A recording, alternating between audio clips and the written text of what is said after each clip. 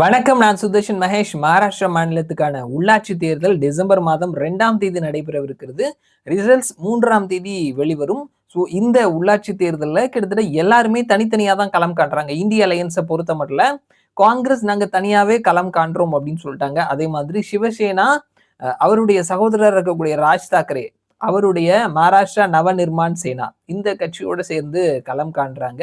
Uddhav Thackeray and Raj Thackeray இவங்க 2 பேரும் சேர்ந்து களம் காண்றத மகாயுதி என்டிஏ அலையன்ஸ் அவர்கள் எப்படி பிரச்சாரம் பண்றாங்கன்னா, எப்படி பீகார்ல லலு பிரசாத்தினுடைய காட்டாட்சி நடந்ததோ, அதே மாதிரியான ஒரு காட்டாட்சிக்கு மகாராஷ்டிரா மாநிலத்தையும் கொண்டு போகணும்னு நினைச்சீங்கன்னா, சிவசேனாக்கு ஓட்டு போடுங்க. இவங்க 2 பேரும் சேர்ந்தாங்கன்னா, மகாராஷ்டிராவை பின்னோக்கி இழுத்துட்டு போயிருவாங்க அப்படின்ற மாதிரியான பிரச்சாரங்களை என்டிஏ, பிஜேபி பிரச்சாரம் பண்ணிட்டு இருக்கிறாங்க களத்துல அப்படின்றத நம்ம பார்க்க முடியுது.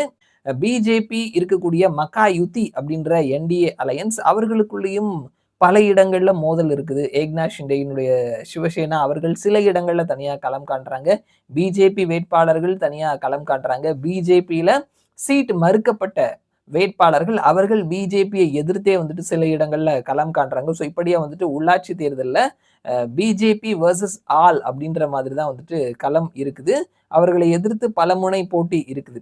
ஸோ இந்த நேரத்தில் வேட்புமனு தாக்கல் வாபஸ் பெறதுக்கான டேட்லாம் முடிஞ்சதுக்கு அப்புறமா ஒரு 100 கவுன்சிலர்ஸ் உட்பட நாங்கள் 100 இடங்கள்ல நாங்கள் இப்பவே ஜெயிச்சிட்டோம் அப்படின்ற மாதிரி மகாராஷ்டிரா மாநிலத்தினுடைய பிஜேபி தலைவர் சொல்லியிருந்தாரு. அதுல ஒரு சில இடங்கள் வந்து நிரந்தரமான வெற்றியா இருக்குதுன்னு சொல்லிட்டு நம்ம போன வீடியோல பேசியிருந்தோம். ஸோ அதே மாதிரியான ஒரு சம்பவமும் கூட வந்துட்டு இன்னொரு சம்பவம் நடந்திருக்குது.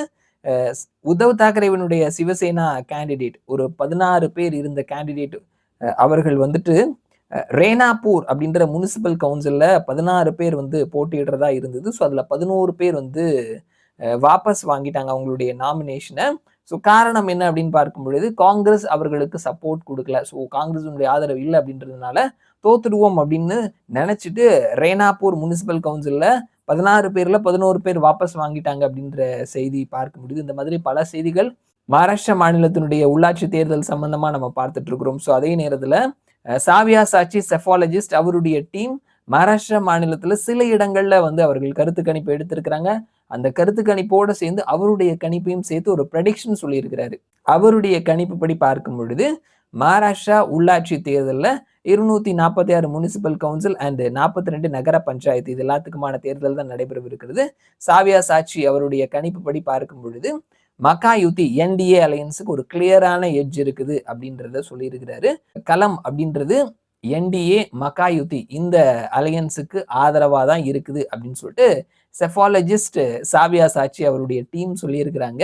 ஸோ பார்க்கலாம் களம் எப்படி மாறுது, யாருக்கு சாதகமா அமையுது, முடிவு எப்படி வருது அப்படின்னு சொல்லிட்டு மறுபடியும் நான் உங்களை இன்னொரு வீடியோல சந்திக்கிறேன். அது வரைக்கும் நன்றி.